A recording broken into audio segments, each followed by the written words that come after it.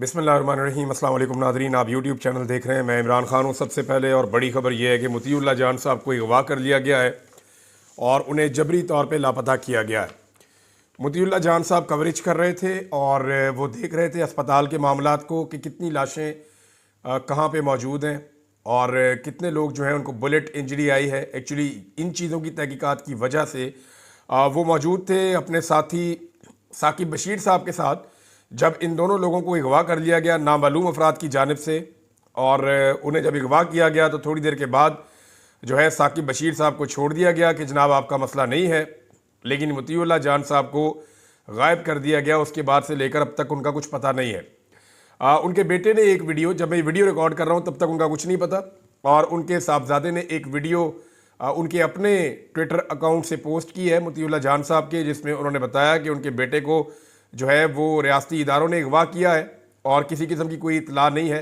ये नहीं बताया गया कि उन्हें गिरफ्तार किया गया है, किसी किस्म की कोई इन्फॉर्मेशन नहीं दी गई। और उन्होंने एक बड़ा जज्बाती पैगाम रिकॉर्ड किया है अपने वालिद के अगवा के हवाले से। उन्होंने कहा जी मेरे वालिद का ये कसूर है कि वो हर जगह पे जाकर ख़ुद चीज़ों की कवरेज करके और लोगों को बताना चाहते हैं, उन्हें इस बात का शौक़ है कि वो जर्नलिज़म करें और जर्नलिज़म उनका कसूर है। अब मोतीउल्लाह जान साहब के अगवा के बाद जिन चीज़ों पे हमें शक हो रहा था वो यकीन में बदलता जा रहा है कि कुछ तो ऐसा है जिसकी पर्दादारी है और उसको छुपाने की कोशिश की जा रही है। मोतीउल्लाह जान साहब ने वो क्या चीज़ें की हैं जिनकी वजह से उनको उठाया गया? तो दो ऐसी बुनियादी चीज़ें हैं जो मोतीउल्लाह जान साहब ने गुज़िश्ता 2-3 दिनों में की हैं। नंबर एक, आपको याद होगा कि 25 तारीख की रात को, यानी 25 और 26 की दरमियानी रात को रेंजर्स के 3 जवान और एक FCI एहलकार जो है वो शहीद हो गए थे। और उनके बारे में पहली खबर ये दी गई कि इन्हें पाकिस्तान तहरीक इंसाफ के मुजाहिरीन ने मार डाला है। इस किस्म के इल्ज़ामात लगाए गए और ये प्रोपेगेंडा अभी शुरू भी नहीं हुआ था कि मोतीउल्लाह जान साहब हादसाती तौर पे वो वहाँ मौजूद थे। जब एक जर्नलिस्ट मौजूद होता है तो उसको मौका मिल जाता है, तो ये मौका कुदरती तौर पे मोतीउल्लाह जान साहब को मिला कि वो वहाँ मौजूद थे। और क्योंकि वो सीनियर जर्नलिस्ट हैं, उन्होंने इसकी तहकीकात की, तो मौके पर ही उनको कुछ गवाह मिल गए।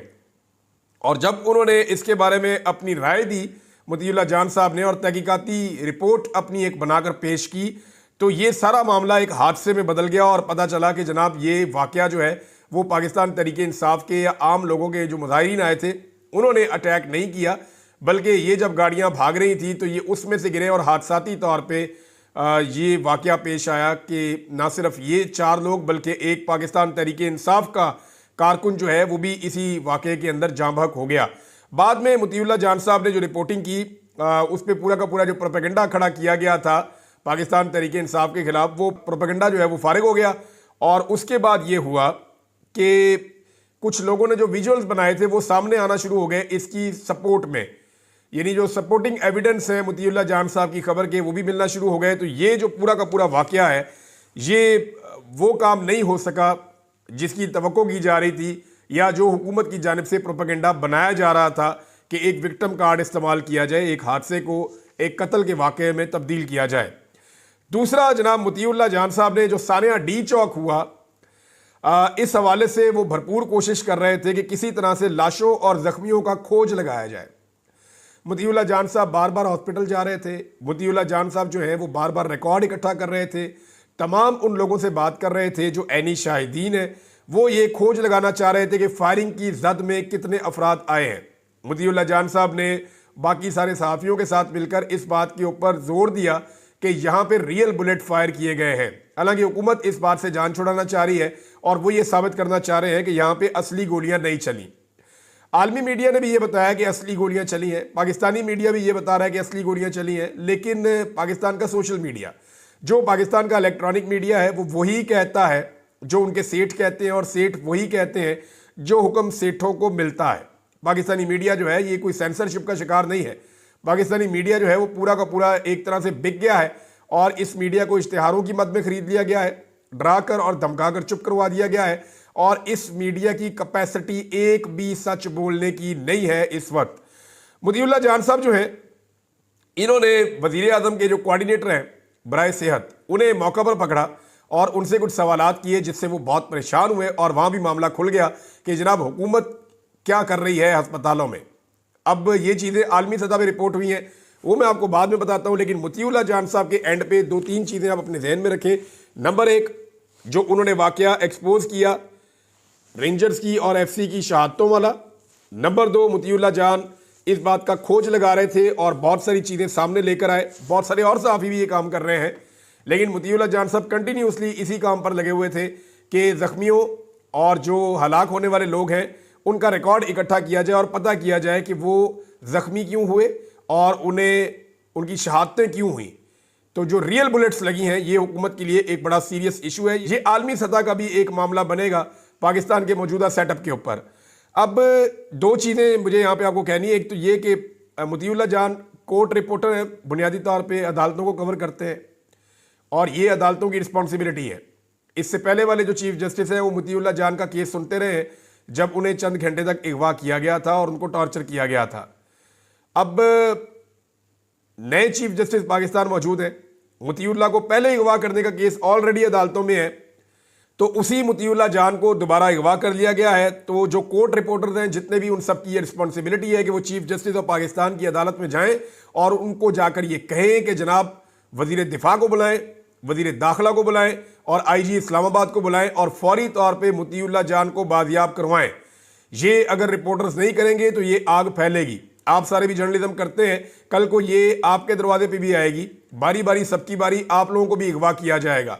जब मुझे अगवा किया गया था या उससे पहले और लोगों को अगवा किया गया था तो बाकी लोग मुतमईन रहते हैं, लेकिन देखें अल्टीमेटली ये चीज़ें आगे बढ़ती हैं, ये रुकती नहीं है। बहरहाल तमाम सहाफ़ियों की जिम्मेदारी है कि वो मुतीउल्लाह जान के लिए आवाज़ उठाएं। जो सहाफ़ी कल तक जब पाकिस्तान तहरीक-ए-इंसाफ के दौर में चंद घंटे के लिए मुतीउल्लाह जान को अगवा किया गया, जो सहाफ़ी उस वक्त बहुत ज़्यादा आवाज़ उठा रहे थे वो अब इसके बारे में बात नहीं कर रहे, उन्हें भी इसके बारे में आवाज़ उठानी चाहिए। PMLN मुझे अच्छी तरह याद है कि मरियम औरंगजेब और मरियम नवाज मुतीउल्लाह जान को मुती भाई कह के बुलाते हैं, क्योंकि उस वक्त मुतीउल्लाह जान उन्हें सूट कर रहे थे और ये सारे उनके घर भी पहुंच गए थे। तो अब मामला ये है कि देखना होगा कि उनके घर में कौन पहुंचता है। चीफ जस्टिस की एक बड़ी जिम्मेदारी है और उनका ये इम्तिहान है कि वो आदमी जो रोज़ाना उनकी अदालत में आता है उस आदमी को अगवा कर लिया गया है। वकला को भी ये जिम्मेदारी लेनी चाहिए, कोर्ट रिपोर्टर्स को ये जिम्मेदारी लेनी चाहिए और जो मौजूदा हुकूमत है उन्हें फौरी तौर पे मुतीउल्लाह जान को बाजियाब करना चाहिए। दूसरी जानिब नाज़रीन, जो लाशों वाला मामला है या जो ज़ख्मियों वाला मामला है ये शिद्दत इख्तियार करता चला जा रहा है। यहाँ पे हमारे पास कुछ रिपोर्टें हैं और ये रिपोर्टें इंटरनेशनल मीडिया में छपी हैं।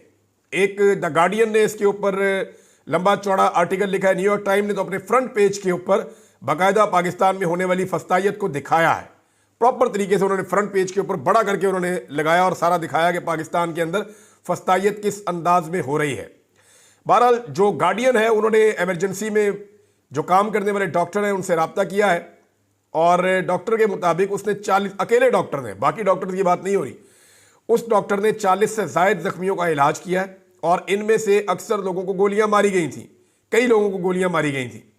डॉक्टर ने बताया कि हुकाम ने मरने वालों और जख्मियों का तमाम रिकॉर्ड अपने कब्जे में ले लिया है, हमें बात करने की इजाज़त नहीं है। ये द गार्डियन ने इसको लिखा है कि जितना भी रिकॉर्ड है वो सरकार अपने कब्जे में ले गई है, कि जख्मियों का भी और जो लोग वहाँ पे शहीद हुए हैं, जिनकी जानें गई हैं, उनका रिकॉर्ड भी, और लाशें कोई नहीं मिल रही, पता नहीं चल रहा। पाकिस्तान तहरीक-ए-इंसाफ डिफरेंट क्लेम कर रही है, यानी सलमान अकरम राजा साहब 20 कह रहे हैं, कोई 40 कह रहा है, कोई 10 कह रहा है, हर एक का अपना अपना फिगर है। मेरे ख्याल में पाकिस्तान तहरीक-ए-इंसाफ को इसके ऊपर एक कमेटी बनानी चाहिए फौरी तौर पे और उस कमेटी को तहकीकात करनी चाहिए कि उनके कितने लोग गिरफ्तार हुए हैं, कितने लोग लापता हुए हैं, कितने लोगों की अब तक लाशें मिली हैं, कितने लोग जख्मी हुए हैं और उनमें से कितने लोगों को जो इंजरी है वो बुलेट इंजरी है, यानी जिन लोगों को गोली लगने से, जो रियल बुलेट है वो लगने से जो लोग जख्मी हुए हैं उनका भी डाटा दिया जाए, उनकी तस्वीरें दी जाएं, उनके जख्म जो है उनकी तस्वीरें बनाकर लगाई जाए ताकि एक्सपोज किया जा सके। लेकिन इस मामले में पाकिस्तान तहरीक-ए-इंसाफ क्यों पीछे चल रही है वो मैं आपको अभी बता देता हूँ। ये बरतानवी अखबार जो है द गार्डियन, उसने सरकारी ज़राए से दावा किया है कि कानून नाफिज करने वाले इदारों की फायरिंग से 17 शहरी जो हैं वो शहीद हुए हैं। यानी द गार्डियन का ये दावा है और वो सरकारी ज़राए से दावा कर रहा है कि 17 लोगों की शहादतें हुई हैं। पाकिस्तान तहरीक-ए-इंसाफ का फिगर इनके साथ अभी नहीं मिलता और सैकड़ों लोग जख्मी हुए हैं। एक डॉक्टर ने अखबार को बताया कि अमवात पर पर्दा डालने के लिए जो हुक्काम है उन्होंने जाँ बहक होने वाले और जख्मी होने वाले लोगों का रिकॉर्ड अपने कब्जे में ले लिया है। जनाब ये बड़ा क्लियरली द गार्डियन ने इसको लिखा है। अल जजीरा ने हुकूमत के इन तमाम दावों को मुस्तरद किया है कि हुकूमत का ये कहना कि वहाँ पे असली गोलियाँ नहीं चली और लोगों के ऊपर गोलियाँ नहीं जो है वो चलाई गई, तो ये दावा गलत है। अल जजीरा ने कहा जी हमने इसको खुद रिपोर्ट किया है, खुद जख्मी देखे हैं, खुद जो है वो हर चीज़ का मुशाहिदा किया है और खुद हाथ में पकड़ के गोलियां उन्होंने दिखाई। जो यहाँ पे उनके अल जजीरा के रिपोर्टर हैं, तो उन्होंने कहा जी ये बिल्कुल हुकूमत झूठ बोल रही है। पाकिस्तान तहरीक इंसाफ बजाय इसके कि इस मामले को उठाए, वो आपसी लड़ाइयों में जुड़ गई है और ये बाई डिज़ाइन हो रहा है, मैं आपको ये बता देता हूँ। और मलबा बुशरा बीबी पे डालने की कोशिश की जा रही है। इस पर डॉक्टर शहबाज गिल ने एक ट्वीट किया है, पहले मैं वो आपको पढ़ के सुना देता हूँ, फिर मैं आपको बताता हूँ कि एक्चुअली हो क्या रहा है और ये किसने कहा है और मजबूरी क्या है। शहबाज गिल कहते हैं कि बुशरा बीबी और अली अमीन गंडापुर ने आज हमें ये बात खुद कंफर्म की है कि खान साहब की क्लियर डायरेक्शन थी कि एहतजाज डी चौक में ही होगा। दरमियान में जेल में एस्टेब्लिशमेंट की तरफ से कोशिश की गई कि खान साहब एक वीडियो मैसेज रिकॉर्ड करवा दें कि एहतजाज संजानी में होगा, लेकिन इमरान खान ने इनकार कर दिया। इसलिए बैरिस्टर सैफ गलत बयानी कर रहे थे कि खान साहब ने संजानी पर रजामंद हो गए थे और ये बुशरा बीबी ने डी चौक की जिद की और खान साहब की बात नहीं मानी। ये बात झूठ है। बुशरा बीबी ने वही किया जो इमरान खान ने कहा था। बैरिस्टर सैफ ने गलत बयानी टीवी पर बैठकर की है। हमें भी यही गलत बात पॉलिटिकल कमेटी में बताई गई और लगातार ये कहा जाता रहा कि डी चौक जाने का फैसला बुशरा बीबी का था और गलत था। ये सारी गलत बयानी बुशरा बीबी पर मलबा डालने की कोशिश है। ये चीज़ क्लियर हुई कि बैरिस्टर सैफ उन्हीं का आदमी है जिनका आदमी फैसल वाडा है, जिनका आदमी मोहसिन नकवी है। जैसे शहबाज शरीफ की कैबिनेट में मोहसिन नकवी है जो शहबाज शरीफ से ज़्यादा ताकतवर है, ऐसे ही अली अमीन की कैबिनेट में बैरिस्टर सैफ है जो अली अमीन से ज़्यादा ताकतवर है। अब कहने में क्या हर्ज है। अच्छा, दूसरा जी, बुशरा बीबी ने हमें यह बताया कि वो डी चौक से किसी कीमत भी नहीं जाना चाहती थी। उन्होंने रुकने की पूरी कोशिश की, यहाँ तक कि दरवाज़ा खोलकर चलती गाड़ी से भी उन्होंने निकलने की कोशिश की और ये बात अब दूसरे सोर्सेज से भी कंफर्म हुई है। बुशरा बीबी पर सारा मलबा एक साजिश थी और असल में कत्लेआम करने वालों के चेहरे छुपाने की कोशिश। बुशरा बीबी ने वही किया जो इमरान खान ने इनको और पार्टी को ताकीद की। ये ट्वीट इसलिए की है कि इमरान खान और बुशरा बीबी का हक है कि उनका सच लोगों तक पहुंचे। अब ये मैं आपको ज़रा क्लियरली बता दूं कि बाकायदा पाकिस्तान तहरीक इंसाफ के लोगों को धमकी दी गई है और एस्टेब्लिशमेंट की जानिब से खुलकर यह कहा गया है कि इन लाशों पर और उस रात जो भी डी चौक में हुआ, इसके ऊपर किसी किस्म की बात नहीं करनी, इसके ऊपर मट्टी डालनी है। और उसके लिए जो तरीक़ाकार बनाया गया है वो ये है कि टॉक शोज़ के अंदर सिर्फ पाकिस्तान तहरीक इंसाफ के जो इख्तलाफात हैं, जो ज़ाती उनके इख्तलाफात बन रहे हैं, उन पे और कुछ पॉलिटिकल इश्यूज़ पे बात की जाएगी। टॉक शोज़ के अंदर उस रात क्या हुआ उस पर बात नहीं की जाएगी। बहुत सारे सहाफ़ी जो पहले खुलकर बात कर रहे थे वो भी इस मामले पर खामोश हैं। इसका मतलब यह है कि प्रेशर बहुत ज़्यादा है। इस्लामाबाद से मोतीउल्लाह जान का उठा लिया जाना, इसका मतलब है कि प्रेशर बहुत ज़्यादा है और आने वाले दिनों में ये कार्रवाइयाँ बढ़ भी सकती हैं। तो पाकिस्तान तहरीक इंसाफ के कुछ लोग जो बाई डिज़ाइन बुशरा बीबी पे अटैक कर रहे हैं या बाई डिज़ाइन ये कह रहे हैं कि डी चौक जाने की क्या ज़रूरत थी, वहाँ क्यों गए, ये लोग उस पूरे खेल का हिस्सा हैं। जो डी चौक में हुआ उसको छुपाने के लिए जो खेल खेला जा रहा है, ये लोग उस खेल का हिस्सा है। अब तक जो इन्फॉर्मेशन आ रही है उसमें पाकिस्तान तहरीक इंसाफ ये क्लैरिटी लाने में नाकाम है कि कितने लोग और कितनी लाशें हैं और कितने लोग लापता हैं, कितने लोग जख्मी हैं। ये पाकिस्तान तहरीक इंसाफ को डाटा देना पड़ेगा। इंटरनेशनली जो है वो इसकी भरपूर कवरेज हो रही है। ओवरसीज पाकिस्तानी पूरा जोर लगा रहे हैं, इस मसले को पूरे तरीके से उठा रहे हैं, लेकिन पाकिस्तान के अंदर जो तहरीक इंसाफ के अहम ओहदेदारान हैं वो इसके बारे में एक अजीब किस्म का मौक़िफ़ अपना रहे हैं। उनका मौक़िफ़ एक दूसरे के साथ सूट नहीं करता जो इस इशू को नुकसान पहुंचाएगा। उन्हें बैठकर इसके ऊपर बाकायदा हिकमत अमली बनाकर एक मौक़िफ़ देना पड़ेगा और हकायक सामने लाने पड़ेंगे। खून जो है ना वो खुद बोलता है। आप लाशों को छुपा कर भी कत्ल से बच नहीं सकते। ये जो कत्ल हुआ है इसके फ्यूचर में मुकदमे भी दर्ज होंगे और आने वाले वक्त में इसका खुमियाजा भी भुगतना पड़ेगा। दूसरी जानिब लाशों का मजाक उड़ाने के लिए जो है वो एस्टेब्लिशमेंट के कुछ सहाफ़ी और नून लीग के कुछ सहाफ़ी अजीबोगरीब हरकतें कर रहे हैं। ऐसा लगता है कि इन्हें मौत भूल गई है। यानी इस वक्त तो दुश्मन भी ऐसे नहीं बोलता कि दुश्मन मरे तो खुशी ना करिए, सजना भी मर जाना। ज़रूरी नहीं है कि अगर आज आपका कोई आदमी जो आपका मुखालिफ है, आज वो मारा गया, उसकी सोच आपसे मुताबिकत नहीं रखती, तो कल ये मौत आपकी भी हो सकती है। आपको भी मारा जा सकता है। आज पाकिस्तान तहरीक इंसाफ के लोगों को दहशतगर्द करार दिया जा रहा है। मुशर्रफ दौर में नून लीग के लोगों को गुंडा के लफ्ज से बुलाया जाता था कि ये गुंडे हैं। आने वाले वक्त में नून लीग को फिर एक नया नाम दिया जाएगा, पाकिस्तान पीपल्स पार्टी को भी एक नया नाम दिया जाएगा और बाकी जमातों के साथ भी यही जुल्म और यही सितम होगा। तो इसको यहां रोक लीजिए। सियासी लोगों का ही नुकसान होगा और किसी का नुकसान नहीं होगा। मसलियतन बहुत सारे हमारे सहाफ़ी जो पहले बात करते थे वो इस मामले पर खामोश हो गए हैं। बैनुल-अक़वामी मीडिया के मुताबिक 17 हलाकतें जो है वो अब तक सिविलियंस की कंफर्म की गई हैं। लेकिन एक चीज़ नाज़रीन मैं आपको बताऊं, पाकिस्तान तहरीक इंसाफ को ये लोग दहशतगर्द तो कह रहे हैं, लेकिन एक भी गमला इस्लामाबाद में नहीं टूटा, किसी का घर नहीं टूटा, कोई ATM मशीन नहीं लूटी गई, कोई बैंक नहीं लूटा गया, कोई बस को आग नहीं लगाई गई। वहां पे हर चीज मौजूद थी। मुजाहिरीन चाहते तो तोड़ फोड़ करते, लेकिन उन्होंने ऐसा कुछ नहीं किया। ये पुरअमन लोग थे। जितनी तबाही हुई है वो सिक्योरिटी फोर्सेस ने की है। सैकड़ों लोगों की इमलाक को नुकसान पहुंचाया गया है। बहुत सारी गाड़ियां तोड़ दी हैं और बड़े फख्र के साथ जो एस्टेब्लिशमेंट के सहाफ़ी हैं उन्होंने ट्वीट करके बताया कि लोगों के सर भी खोल दिए गए, लोगों की गाड़ियां भी तोड़ दी गई। तो ये जनाब इनकलाब पड़ा हुआ है। इस किस्म की उन्होंने कोई मुबारकबादें दी थी। तो अब आप अंदाजा कीजिए कि इस लेवल पे जाकर रियासत ने लोगों के साथ किया है। यहां लोगों ने जिम्मेदारी का मुजाहरा किया, जबकि रियासत ने जुल्म, तशद्दुद और अनारकी फैलाने वाले तमाम हथकंडे जो हैं वो अपनाए हैं। इमरान खान साहब के हवाले से एक चीज़ मैं मादी की आपके सामने रखना चाहता हूं।